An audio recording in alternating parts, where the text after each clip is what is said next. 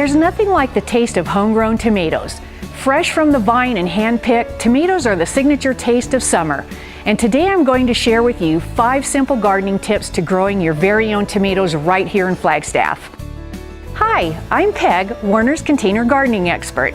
The first and most important step in the process is soil preparation. All vegetables require good soil.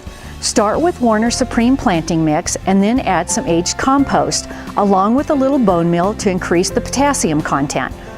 Here's an important garden tip. If you have grown tomatoes in the past, be wary of reusing the same plot year after year. Tomato diseases will reside in the soil and can affect new crops. Try rotating crops or replacing the soil. Now that you have your soil prepped, it's time to plant your starter tomato plants. Soil temperatures need to be at least 60 degrees.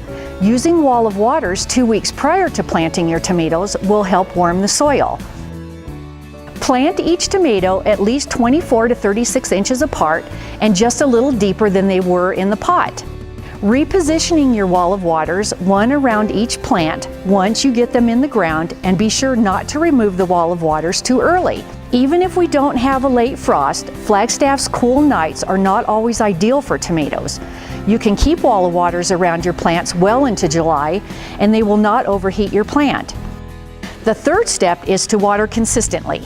Your tomatoes will need a good watering every day during the hottest part of the summer. You'll want the soil to be moist but not soggy. Allow your plant to dry out slightly between waterings. You can check soil moisture by inserting your fingers a few inches into the soil, and don't water overhead like this. It's best to water at soil level like this. The best option, however, is to use drip irrigation, and second to that is to use a soaker hose on a timer. Whatever water method you use, be sure to add a layer of mulch or compost to the top of your tomato plants to help retain the moisture. The fourth step focuses on lighting. Tomatoes require full sun, which means at least 6 to 8 hours of direct sunlight each day.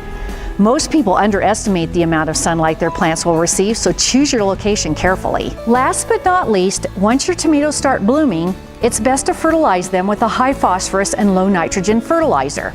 We recommend Fertilome's Blooming and Rooting, or for an organic option, Grow More Fruit and Vegetable is a good option. Follow the instructions on the product you choose for how much and how frequently to feed, but continue feeding until harvest. Growing tomatoes isn't hard, it just takes a little extra care. And the final step is to eat and enjoy your homegrown tomatoes.